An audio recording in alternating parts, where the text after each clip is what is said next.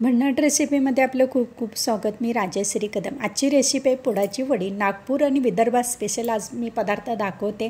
चला तर मग प्रथम गॅस लावून घेऊ आणि अर्धा चमचा आता त्याच्यामध्ये जिरे अख्खेच मी घेतलेले आहेत. तुम्ही हवं तर पावडर देखील बनवून घेऊ शकता. चाट मसाला, हिंग पावडर आणि आमचूर पावडर घेतलेले 1 चमचा. आता सफेद तीळ 1 मोठा चमचा घेतलेला आहे. मिरची, आलं, लसूण ठेचून घेतलेला आहे. 1 मोठा चमचा खसखस घेतलेला आहे. आता हे परतून घेऊ. अर्धा चमचा तेलामध्येच हे परतून घ्यायचं आहे. सगळे मसाले, जास्त तेलाचा वापर करायचा नाही. आणि 1 वाटी आता घेतलेले सुकं खोबरं ते देखील परतून घ्यायचं आहे. भरपूर असं आता कोथिंबीर घालून घेऊ. विदर्भात स्पेशल आज सांबर वडी दाखवते म्हटल्यानंतर कोथिंबीरचा भरपूर असा वापर करायचा. आपण कोथिंबीर बोलतो, विदर्भामध्ये कोथिंबीरला सांबर बोललं जातं आणि नागपूरला पुडाची वडी बोललं जातं आणि दोन्ही पदार्थ एकच आहेत.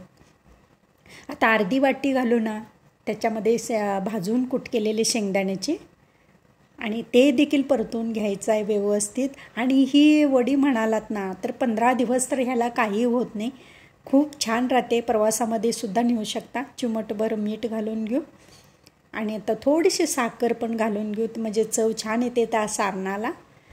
आणि पुन्हा एकदा हे मिक्स करून घ्यायचं आहे. अर्धा चमचा ह्याच्यामध्ये घालू लाल तिखट.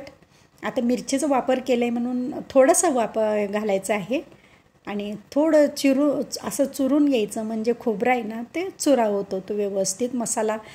आणि आता त्याला लागणारं पीठ तयार करून घेऊ. अर्धी वाटी बेसन आणि अर्धी वाटी हे घेतलेलं आहे मैदा. अर्धा चमचा हळद आणि पुन्हा एकदा हे चिमटभर मीठ घालून घेऊ. आता सारणामध्ये घातलेलं आहे म्हणून थोडंसं ह्याच्यामध्ये घालायचं. आणि 6 चमचे ना मोहन घेतलेले ह्याच्यामध्ये कडकडीत गरम केलेलं. हवं तर तुम्ही तूप किंवा डालड्याचा वापरसुद्धा करू शकता याच्यामध्ये. आणि आता हे पीठ मळून घेऊ. अर्धे वाटी पाणीमध्ये हे पीठ मळून होतं व्यवस्थित. आणि यात झालेलं छोटासा असा गोळा घ्यायचा आहे आणि आता पारी लाटून घ्यायची त्याची. आणि भन्नाट म्हणजे भन्नाटच लागते पुडाची वडी. पुडाची वडी, सांबर वडी दोन्ही एकच आहे. आणि आता तयार झाले. भरपूर असं त्याच्यामध्ये घालून घेऊ सारण. आता लाटून तयार झालेले आहे. आणि घरी हे साहित्य असतंच, आपल्याला दुसरं आणावं लागत नाही मार्केटमध्ये जाऊन. पटकन ही वडी तयार होते प्रवासामध्ये न्यायला. आणि भन्नाट म्हणजे भन्नाटच लागते. असं आता आपण पुडा बांधून घेऊ, म्हणून याला पुडाची वडी बोललं जातं नागपूरमध्ये. आणि विदर्भामध्ये सांबर वडी बोललं जातं. आणि आता आपली ही सगळ्या अशा बनवून घ्यायच्या आहेत. हे पहा, मस्त पॉकेट तयार झालेले आहे. आपण आता ह्याला सगळ्या आता बनवून झालेले तर तळून घेऊ. तेल घालून घेऊ कढईमध्ये आणि मस्तपैकी ह्या तळून घ्यायच्या आहेत. आणि एकदम असं मंद गॅसवरती तळून घ्यायचे. कुठलेही पदार्थ बघा कुरकुरीत छान होतात मंद गॅसवरती तळल्यानंतर.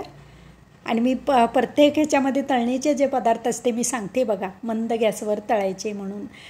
तर ते कुठलेही पदार्थ ना खुसखुशीत आणि आतपर्यंत व्यवस्थित भाजलं जातं.